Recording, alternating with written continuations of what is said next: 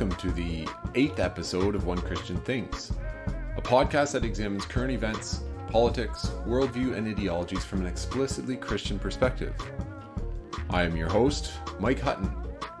If this is your first time listening, I ask that you press pause and listen to the first episode, where I introduce the show, my motivations, and give some guiding principles.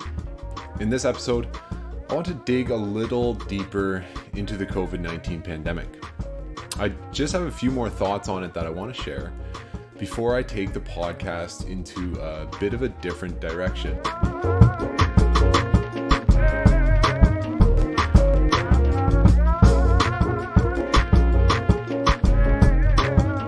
So the first thing I want to talk about in this episode is symbolism. For those of us who are Christians, we tend to think we have a pretty good understanding of symbolism. Much of the biblical language is symbolic, and through reading and study, we understand what it means. For example, we understand that the sacrifices that the Israelites were commanded to offer to God pointed towards, symbolized, the final sacrifice of Christ on the cross. The Old Testament animal sacrifices were not able to do any atoning work in and of themselves, but they symbolized the atoning work of Christ for our sins. But I think symbolism gets forgotten when we look around at our current reality, the physical world that we live in. We live in a very materialist culture, and that materialism affects our thinking as well. Everything we look at, everything we interact with, has a material explanation, a scientific explanation. While scientific explanations have allowed us to more fully understand the physical world, they have also caused us to lose connection with the spiritual and symbolic world. Indeed, more than one scientific philosopher has asserted that religion was only necessary before the scientific age to explain phenomenon that the ancients did not understand. But now that we have science, we can come up with rational explanations for things, and we no longer need the spiritual explanations. This view has changed how we look at things. And more people are saying we have lost touch with things that are more important than science.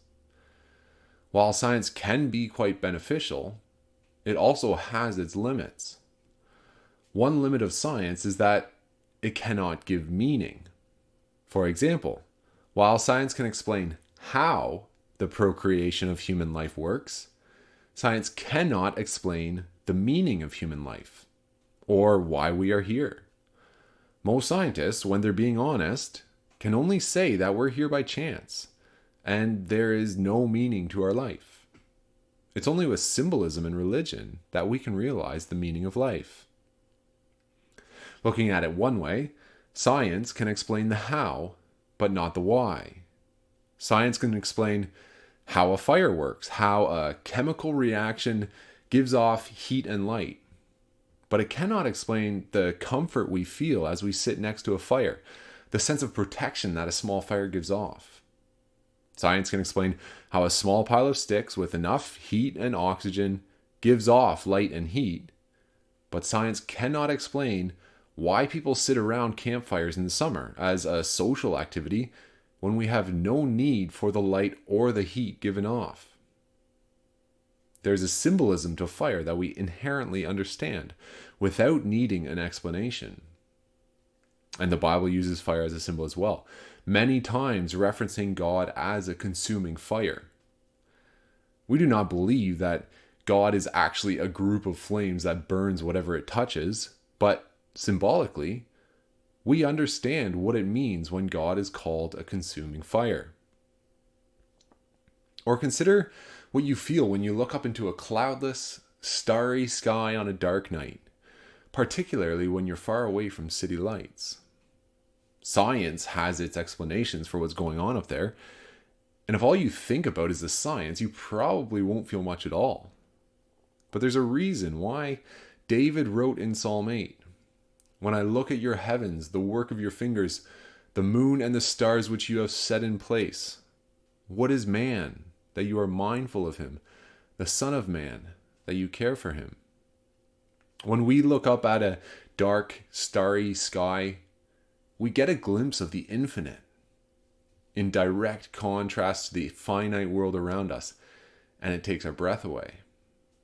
So symbolism is something we all inherently understand. While we might not be able to explain it, or in other cases we might do our best to deny it, we still understand the meaning in the physical world. This is something that I only really got interested in a couple months ago when I started listening to a man named Jonathan Pajot. He's an artist, an Eastern Orthodox icon carver, which I'm sure many people in my audience disagree with on a theological level. But at the same time, this work has led him to understand the symbolic nature of things at a much deeper level than we normally consider. He has a YouTube channel and a website, which I'll link in the show notes, and he has many fascinating videos and podcast episodes that he has uploaded. For example, he discusses symbolism in everything from the Bible to current events to pop culture. There's some fascinating stuff there. He's also done at least one video. I've only seen one, but there's at least one on the symbolism of masks with respect to COVID-19. And this is where I want to get into COVID-19. The video is excellent, so I'll try to explain it and also expand on it a little bit here. But first, you might be wondering, why do we care about the symbolism around the pandemic? We know the science behind it. We know the science behind the lockdown, masks, and hand sanitizers. So what more can symbolism add? The reason I think this might be helpful, or at least the reason it's been helpful for me, is because I've seen lots of inconsistencies in the government interventions.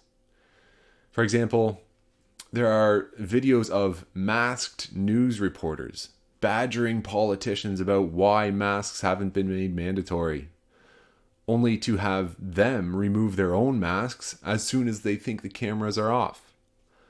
Or politicians themselves pushing masks and lockdowns for their citizens, who are then caught in public without masks.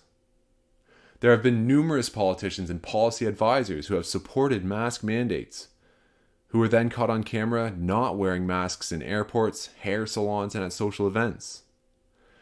This has happened both in the States and in Canada. Now, many people are quick to decry this as hypocrisy, but we should be a little bit careful with that. Hypocrisy specifically refers to morality. So, if the politicians say that wearing a mask is morally superior to not wearing a mask, then yes, for them to not wear a mask is hypocrisy. But if they say that we should be wearing masks simply to prevent the spread of COVID, but don't link it to morality, then it's not really hypocrisy for them to not wear masks. But what it does show is that they don't necessarily believe the masks are necessary for themselves. It's not just a simple mistake to not wear a mask, as some people say, because in this political climate, especially when compliance with mask wearing is very near 100%, you have to be pretty deliberate to not wear a mask in public.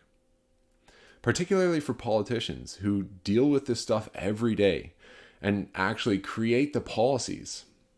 For them to not wear masks, it's pretty deliberate.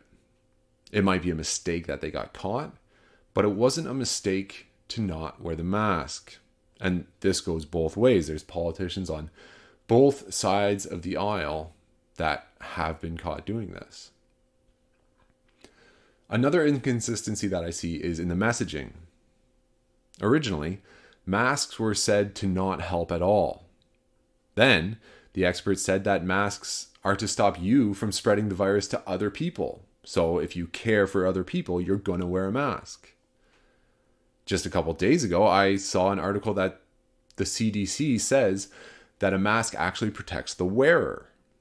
So which one is it? On a local level, in the area where I live, masks were made mandatory while the number of COVID cases were trending rapidly down. Basically overnight, there was very close to 100% compliance with mask wearing, and the number of cases continued to trend down. But then, as the seasons changed from summer to fall, the number of cases started trending up again, even though just about everyone was still wearing masks. Would it be worse if masks weren't mandatory? Who knows? But masks aren't the end all be all, that's for sure. Finally, even the expert opinions on the government interventions have either been inconsistent or have been controversial. Not only have the leading experts changed their recommendations over time, but for every expert that supports the lockdowns, masks, and social distancing, there's another one who doesn't support it. Basically, there's just a whole lot of inconsistency and confusion among the people who we're supposed to be listening to. So it might help to dig into the symbolism of it all. I want to touch on 3 aspects: hand washing or sanitizing, social distancing, and mask wearing. So first, what is the symbolism of hand washing? This one I think is pretty easy. The Bible is full of symbolic purification rituals. From the symbolic washings in the Old Testament to Psalm 26 verse 6, where David says, "I wash my hands in innocence," to Pontius Pilate, when he handed Jesus over to the Jews to be crucified in Matthew 27. It says there, "So when Pilate saw that he was gaining nothing, but rather that a riot was beginning, he took water and washed his hands before the crowd, saying, 'I am innocent of this man's blood.'" Public hand washing is symbolic of purification and of innocence. Now, with regards to COVID-19, I'm not saying that every individual who squirts a little bit of hand sanitizer on their hands is declaring their innocence, but when it's accepted on a societal level, it seems the symbolism is much more clear. Picture this. Anyone, heads to a grocery store to pick up something for dinner. At the door, they slap on their mask and are greeted by a bottle of hand sanitizer, which they dutifully squirt into their hands and proceed to grab a cart that has been dutifully sanitized by a store employee. But then, as soon as they enter the store, they reach up and adjust their mask, the same one that was hanging from their rearview mirror without being washed for the past month. They pull out their phone to look at their grocery list or to message someone quickly. The same phone that has been exposed to literally every type of bacteria without being sanitized. This is not hypothetical. Many studies have been conducted on cell phones as bacteria hosts, and 2 out of 3 phones were found to be contaminated by bacteria, up to and including things like Streptococcus and E. coli, potentially at 10 times the level of the bacteria on a toilet seat. Presumably, COVID-19 could also survive on a cell phone. Those sanitized hands aren't quite so sanitary anymore. So how much of hand sanitizing is based on real hard science, and how much of it is just a symbolic purification, saying, "I won't be guilty, I'm innocent if someone around me catches the virus"? On to social distancing. I don't really know if this amounts to symbolism, but who do you naturally distance yourself from? Ultimately, you distance yourself from people you don't trust. This is also quite literally the explanation for social distancing in COVID as well. You can't trust that you won't get COVID from the stranger you would normally brush shoulders with as you pass them on the street. You can't trust the person in the office that you normally chat with in the lunchroom because they might give you COVID. You can't even trust your family because they might also unwittingly give you the virus. At what point does that distrust go from being imposed by the government to being absorbed by us, so that we have an inherent distrust of everyone we meet? As a bit of an aside on the subject of trust, COVID interventions also ask and try to answer the questions, who should we trust? And the answers that they give? The government. Even when I can't work, the government will pay me. Even if I can't trust anyone else, the nameless, faceless government will provide for me and support me. Finally, on to mask wearing. For anyone who isn't convinced of the symbolism, I've got a bit of a humorous story to tell about masks, which I think very clearly shows the symbolism of mask wearing. This happened 3 or 4 years ago at a Canadian March for Life in Ottawa.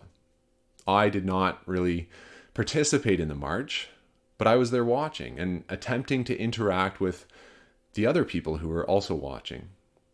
At one point, there was a young man and his girlfriend. He was wearing a black mask, and together they were hurling obscenities and rude gestures at the pro-life marchers. Clearly, they did not support the protest and wanted to make sure everyone knew.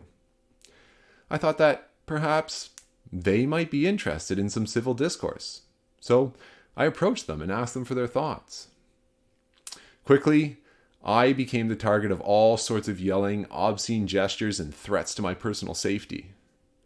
I wasn't too concerned, as there were about 10,000 witnesses, including many police officers who were looking right at us, and I was wearing full motorcycle gear, as I had ridden in just a few minutes prior. Once the masked man felt he had made it quite clear that my life was in peril if I attempted to talk to them again, he stormed off, girlfriend in tow. He didn't storm very far until he relaxed, removed his mask, pulled out his phone, and started chatting with his girlfriend. I thought, perfect. He's calmed down. He's ready to talk. So I approached him again and asked him what this was all about. This time, his demeanor was nearly jovial. With a smile and a half-hearted laugh, he said something to the effect of, "Oh, sorry, man. I didn't know whose side you were on. I didn't realize you were pro-choice. My bad." And he reached out to shake my hand. I replied something like, "Well, I'm not. I'm actually pro-life. I just wanted to discuss it." And what happened next was amazing. As his face contorted to a visible rage, he pulled his mask up to just below his eyes, unleashed a tirade of curses and threats, and then turned around and disappeared into the crowd. This young man, regardless of whether he could explain it or not, inherently knew the symbolism of masks. Wearing a mask represents a change in identity. When he was wearing a mask, he was a different person who was willing to do different things and to be completely uncivil, something he couldn't do when he was not wearing a mask. At that point, it wasn't about being anonymous, because the same people saw the whole interaction. They saw him take his mask off, and they saw him put it back on. The mask symbolized a change in identity that allowed his behavior to change as well. And this is what Jonathan Pajot talks about in one of his videos. I'll do my best to summarize it. Hopefully I don't twist his ideas to the point that they're unrecognizable, but if you want to watch the video itself, and I highly recommend it, the link is in the show notes. In the video, he links masks to veils. And what does a veil symbolize? A veil has always symbolized a changing identity. So, in the context of a wedding ceremony, the veil represents the bride's change in identity, which is also represented in her changing last name. So, prior to the wedding ceremony, the bride is identified by her father, which is why she has her father's last name. After the ceremony, the bride is identified by her husband, which is why she takes his last name. Her husband, when he lifts her veil, is the first person to see her in her new identity. Now, some people might not really like this symbolism, but that's what the wedding veil symbolizes. Likewise, with a mask, it symbolizes a changing identity. Jonathan Pajot points out, and I agree with him, that this is particularly relevant at this point in history. Just look at what else is going on around us. Protesters are in the streets tearing down statues, which are monuments to an old identity, and then they clamor for a new, more equal world order. The cries to destroy the old identity, based apparently in the white patriarchy, have reached a crescendo. And all this is happening at the exact same time that we're told to wear masks and to prepare for the new normal, the new identity. What no one has answered is the question, when do the masks come off? What will the new normal be? What will our identity be? So we have the symbolism from the COVID interventions merging into some sort of dystopia. We can no longer trust the individuals around us, so we're forced to trust the government. We're forced to trust the government as we prepare for a new social identity, a new normal.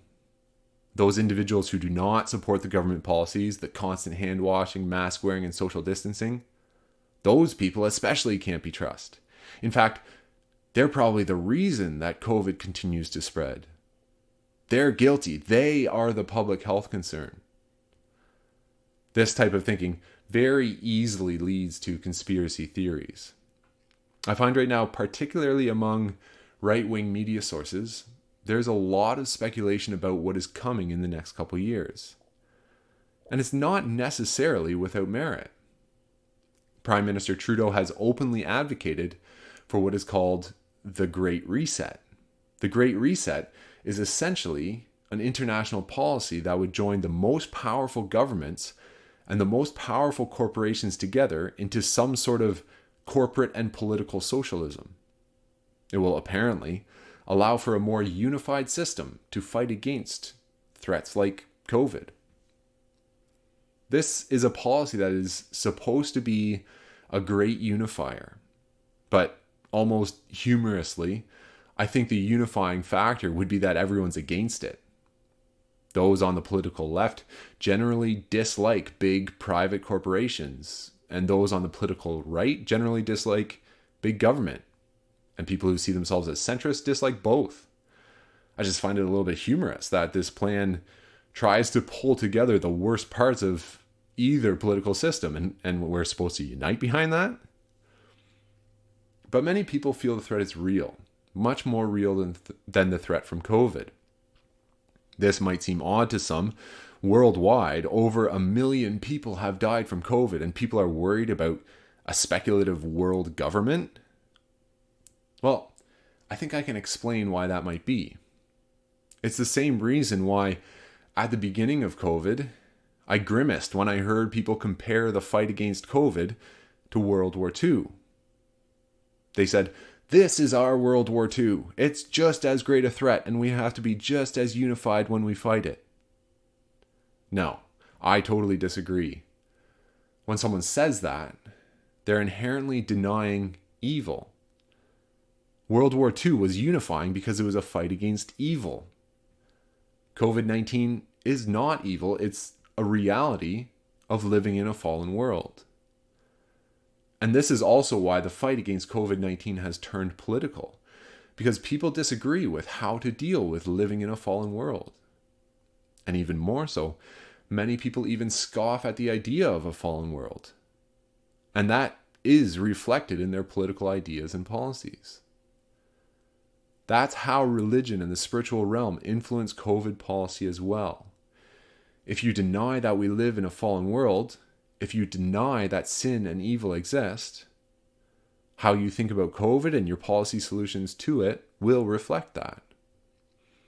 And this is why some people are afraid of a massive international government, because of the possibility it will turn evil and use its unprecedented power for evil. So, to a certain extent, it's pretty logical to be more worried about big government than big virus. It's so easy to get caught up in that line of thinking. It's so easy to be trapped in fear to the point that it becomes paralyzing. I know I have to constantly remind myself of two things when I start thinking that way. First, that God is in control. And second, God is working everything for my benefit. These are biblical truths that give the Christian a hope that nothing else can offer. Now, I'm not going to talk too much more about those two truths right now because I covered them last episode. But this episode, I want to give two other concrete ideas to help if you find that you're getting trapped by fear, whether it's fear of the virus or fear of possible government interventions. The first idea that I have is to unplug. Stop listening, watching, browsing. Log out of social media for good if you can. Turn off cable news, stop listening to the radio, just get away from it. It doesn't have to be permanent, it just has to break the cycle of consumption. One thing that I did just recently was I got rid of the internet browser from my phone. I just deleted it. It's something I had thought about previously, but I always made excuses to keep it. After all, there's so much good stuff on the internet. But I started getting upset with how much time I was wasting, so I took the plunge and I just deleted it. Within 2 days, I was shocked at how different my life was. I had more time to enjoy the people closest to me, to play with my sons, to read books, and to just enjoy life. Without the constant bombardment of negative information, my days became a whole lot brighter. Yes, you might miss out on information, but if it's that important, someone else will tell you about it. I quickly realized after I deleted my browser how much headspace was taken up by, when it came down to it, insignificant information. And then how much more headspace I was able to commit to things that actually mattered, things that were inside my realm of influence. So the first idea is unplug as much as possible and use that extra time and headspace to be a positive influence wherever you can. The second idea that I have is to educate yourself. Grab a book, read something that you've always said you wanted to read but never had the time. Particularly, work to understand ideas. Don't spend time filling your head with just information. The internet is full of information, but more often than not, that information just fills your headspace with stuff that's of little consequence to your daily life. The news is full of information, but people rarely talk about ideas. Ideas are what help you to form principles, and principles help you to take a consistent stand on issues. Maybe you want to dig into something theological like Calvinism or dispensationalism, or maybe you are interested in capitalism versus socialism. So then you read some Karl Marx or Adam Smith. Maybe you don't feel like any of that. You want to read about sports. There's some really interesting stuff written about the philosophy and practice of sports.